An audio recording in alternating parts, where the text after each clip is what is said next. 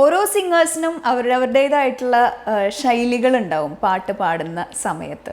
അങ്ങനെ തൻ്റേതായിട്ടുള്ള ഒരു ശൈലി രൂപപ്പെടുത്തിയെടുത്ത് അത് തന്നെ പ്രാക്ടീസ് ചെയ്ത് അത് തന്നെ പ്ലേ ബാക്ക് സിംഗിങ് ഏരിയയിലേക്ക് കൊണ്ടുവന്ന ഒരു സിംഗറാണ് ഇന്നത്തെ നമ്മുടെ അതിഥി സിയ ഉൽ ഹക്ക്. സിയ, വെൽക്കം ടു സൺഡേ ഫണ്ടേ. പേരും തന്നെ തുടങ്ങാം, സിയ ഉൽ ഹക്ക്. ആരായി പേരിട്ടത്? വീട്ടുകാരെന്നെ. എന്താ അങ്ങനെ ഒരു പേര്? ആദ്യം തന്നെ പേര് പറയുമ്പോഴേ ഇങ്ങോട്ട് ഇനിയിപ്പോ ഈ നാട്ടുകാരനല്ലോ അങ്ങനെ ഒരു ഡൗട്ടൊക്കെ ഉണ്ടാവും. ഇല്ല, വീട്ടില് ഇപ്പൊ അനിയന്മാരെയൊക്കെ എല്ലാവരും അങ്ങനത്തെ ഒരു സ്റ്റൈൽ പേരാ. വസീം, സുഹൈൽ, അങ്ങനത്തെ ഒരു പേരുകളാ. ഓക്കെ. അച്ഛൻ്റെ വാപ്പയുടെ പേര്? വാപ്പാടെ പേര് മൂസ, ഉമ്മയുടെ പേര് ശോഭ. അത് കൊള്ളാം. അപ്പൊ ഇങ്ങനെ എന്തെങ്കിലും വാപ്പയ്ക്ക് അങ്ങനെ എന്തെങ്കിലും പ്രത്യേകിച്ച് ഇഷ്ടണ്ടായിട്ട് ഇട്ടതാണോ? അതിനെ പറ്റിട്ട് എന്തെങ്കിലും ഡിസ്കഷൻ വന്നിട്ടുണ്ടോ? ഇല്ല, അതിന്റെ ഇതൊന്നും എനിക്കറിയില്ല. അറിയില്ല. അങ്ങനെ ഇട്ടു. എനിക്കിങ്ങനെ ഒരു പേര് കിട്ടി, ഞാനിങ്ങനെ പോന്നു. എനിക്ക് വേണോ ഞാനിങ്ങനെ ഈ ഒരു പേര് ആദ്യം ശ്രദ്ധിക്കേണ്ടത് സൂര്യ ഫെസ്റ്റിവൽസിലൂടെയാണ്. എനിക്കാണ് നമ്മൾ അങ്ങനെയാണ് പരിചയവും. അതെ, എല്ലാവർക്കും ഒരു ചെറുപ്പകാലം ഉണ്ടാവും. ആ ചെറുപ്പത്തില് സിയ എന്ന് പറയുന്ന ആൾ സിംഗർ തന്നെ ആയിരുന്നോ? പഠിച്ചിരുന്നോ പാട്ട്? അതെ, ഞാൻ ചെറുപ്പം മുതലേ പാടും. ഇപ്പൊ സ്കൂളിലൊക്കെ ആണെങ്കിൽ തന്നെ എല്ലാത്തിനും അതിൻ്റെ എൻ്റെതായിട്ടുള്ളൊരു ക്രിയേറ്റിവിറ്റി, എൻ്റെതായിട്ടുള്ളൊരു രീതി ഉണ്ടായിരുന്നു. അതിനൊക്കെ ഏതെങ്കിലുമൊക്കെ ഒരു ക്വസ്റ്റ്യൻ ആൻസർ എന്തെങ്കിലും കിട്ടിക്കഴിഞ്ഞാൽ അപ്പം അതിനൊരു മ്യൂസിക് ചെയ്യും. ഞാൻ അതിന് ട്യൂൺ ഇടും. ട്യൂൺ ഇട്ടിട്ട് ആ ട്യൂൺ അങ്ങോട്ട് മാറ്റിക്കളയും. എന്നിട്ടാണ് അതേപോലെ എല്ലാം ബൈഹാർട്ട് ചെയ്താ പഠിച്ചത്. മ്യൂസിക്കിലേക്ക് കണക്ട് ചെയ്തിട്ടായിരുന്നു പഠിച്ചിരുന്നത്. അതെ അതെ, മ്യൂസിക് അതിന് ട്യൂൺ ഇടും. ഇപ്പൊ അതുകൊണ്ട് അന്നുള്ള ഇപ്പൊ 10ാം ക്ലാസ് ആയാലും +2 ആയാലും അന്നത്തേക്ക് ഒരു എസ്സേയും ക്വസ്റ്റ്യനും ഞാൻ ഇപ്പോഴും മറന്നിട്ടില്ല. ഫുൾ ബൈഹാർട്ടാ. എന്തെങ്കിലും എക്സാമ്പിള്? ഓക്കെ, ഇപ്പൊ ഒരു +2 ഒരു ക്വസ്റ്റ്യൻ വെക്ടർ ക്വാണ്ടിറ്റി എന്നുള്ളൊരു ഇതിന്. അപ്പൊ അതിന് ഞാൻ എൻ്റെതായിട്ടുള്ള ട്യൂൺ ഞാൻ അതിന് ചെയ്തു. അതെങ്ങനെയായിരുന്നു? Displacement of a particle is defined as the change of the position of the particle in a particular direction. It is a vector quantity. അങ്ങനെ എല്ലാത്തിനും ട്യൂൺ ഇട്ടിട്ട് ആ ട്യൂൺ മാറ്റിക്കളയും. പക്ഷെ വേറെ പണി കിട്ടിയെന്ന് വെച്ചാൽ ഒരെണ്ണത്തിന് ട്യൂൺ ഇടാൻ പറ്റിയില്ല. അതിന് പൊട്ടിപ്പോവുകയും ചെയ്തു. മാത്തമാറ്റിക്സ്.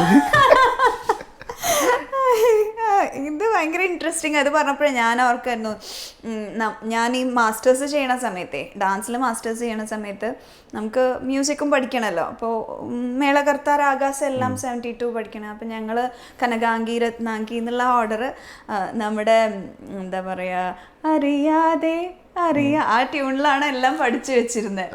ശരിക്കും ഭയങ്കര മെമ്മറി കൂടുകയല്ലേ ചെയ്യാ? ശരിയാണ്, അതാ പറഞ്ഞ ഇപ്പോഴും മറക്കില്ല അത്.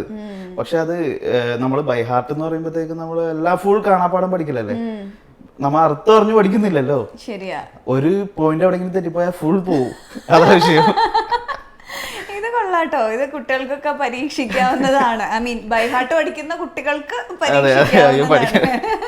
അറിഞ്ഞു പഠിക്കണമെന്നുണ്ടെങ്കിൽ അല്ലാതെ തന്നെ പഠിക്കണം. ചൈൽഡ്ഹുഡ് എങ്ങനെയായിരുന്നു? വീട്ടിലെല്ലാവരും പാടും. വാപ്പ, ഉമ്മ, ഉമ്മാടെ ഉമ്മ, വീട്ടുകാരെല്ലാവരും, ഉമ്മാടെ വീട്ടുകാരായാലും വാപ്പാടെ വീട്ടുകാരായാലും എല്ലാവരും പാട്ടുകാരും കലാകാരന്മാരും. അതുകൊണ്ട് ഞാൻ അതെ ചെറുപ്പം മുതലേ പാടും. പിന്നെ സ്കൂൾ ലെവല്, സ്റ്റേറ്റ് ലെവലൊക്കെ. ഓക്കെ. പിന്നെ എപ്പോഴാണ് ഈ സംഗീതത്തിലേക്ക് തന്നെ കോൺസെൻട്രേറ്റ് ചെയ്യാന്ന് തോന്നിയത്? അത് ഞാൻ റിയാലിറ്റി ഷോയിലുണ്ടായിരുന്നു. റിയാലിറ്റി ഷോയിൽ റണ്ണറപ്പ് ആയിരുന്നു. ആ ടൈമിൽ ശരിക്കും ഒന്നും സീരിയസ് ആയി. പിന്നെ ആ ടൈമിൽ തന്നെ മദ്രാസി പട്ടണത്തിൽ എന്ന് പറഞ്ഞ പടത്തിൽ തമിഴില് റഹ്മാന്റെ സിസ്റ്ററിന്റെ മകൻ ഒരു പാട്ട് പാടി മദ്രാസി പട്ടണത്തിൽ. അത് ജോർജ് പീറ്റർ വഴിയാണ് അവിടെ എത്തിയത്. അതും ജോർജ് സാർ എന്നെ ഇടയ്ക്ക് രാത്രി വിളിച്ചിട്ട് സിയ ഒരു പാട്ടൊന്ന് പാടിയെന്ന് പറഞ്ഞിട്ട് അങ്ങനെ വിളിക്കും. അപ്പൊ ഞാൻ സാധാ എപ്പോഴും പാടി കൊടുക്കണ പോലെ പാടി പിറ്റേ ദിവസം വിളിച്ചിട്ട് പറഞ്ഞു സിയ ചെയ്യാന്നുള്ളൊരു പാട്ടൊന്ന് പാടാൻ പറഞ്ഞു. അപ്പം ഞാൻ അന്ന് ചെയ്യ പാടിയപ്പോഴത്തേക്കും പറഞ്ഞു സിയ ഇന്ന് ലൈനിൽ ഒരാളുണ്ട് കോൺഫറൻസിൽ, ജി.വി. പ്രകാശാണുള്ളത്. അപ്പം ഞാൻ പറഞ്ഞു ജി.വി. പ്രകാശ്. അപ്പോൾ ശരി, അപ്പോൾ പുള്ളിക്ക് ഭയങ്കര ഇഷ്ടമായി, പാട്ട് ഇഷ്ടമായി, വോയിസ് ഇഷ്ടമായി എന്ന് പറഞ്ഞു. എന്തായാലും ചാൻസ് ഉണ്ടെങ്കിൽ ഞാൻ അറിയിക്കാം എന്ന് പറയാം. അപ്പം ഞാൻ പറഞ്ഞു സാധാ എല്ലാവരും ചാൻസ് ഒക്കെ എപ്പോഴും പറയണം, അങ്ങനെ പിന്നെ എപ്പോഴെങ്കിലും വിളിക്കും. പക്ഷെ അന്ന് രാത്രി തന്നെ എന്നെ വിളിച്ചിട്ട് പറഞ്ഞു രാവിലെ തന്നെ മദ്രാസിൽ എത്തണം, അവിടെ വന്നിട്ട് ഹരിജിക്ക് വേണ്ടിയിട്ട് ഞാൻ ട്രാക്ക് പാടി മദ്രാസി പട്ടണത്തിൽ. അങ്ങനെ പാടി തിരിച്ചു പോകുന്നു. പടം ഇറങ്ങിയപ്പോൾ ഹരിജിയുടെ ഒപ്പം ഡ്യുവറ്റായിട്ട് പാട്ടും റിലീസ്. പാടാം. ஆயிரம் ஆயிரம் எதிர் வரும்போதும் அன்பனும் சக்தியை வென்றவர் இல்லை, காரிலும் நீங்கிடும் காலையில் மறுபடி கிழக்கினில் ஒடி வருமே, பெய்களின் அரிகளும் துரத்திடும் போதும் பாதையில் பள்ளங்கள் பருத்திடும் போதும் போர்க்கள நடுவில் ரகசியமாக பூவுண்டு மலர்ந்திடுமே.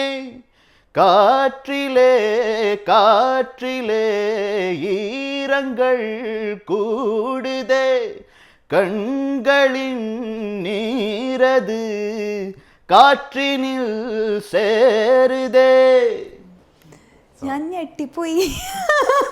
ഇത്രയും നേരം ഭയങ്കര സോഫ്റ്റായിട്ട്. അത് ഹരിജിക്ക് വേണ്ടിയിട്ട് ഞാൻ സിനിമ ഇറങ്ങിയപ്പോൾ ഡ്യുവറ്റായിരുന്നു. പെട്ടെന്ന് പാട്ട് പാടാൻ പറഞ്ഞിട്ടേ. Such A strong voice.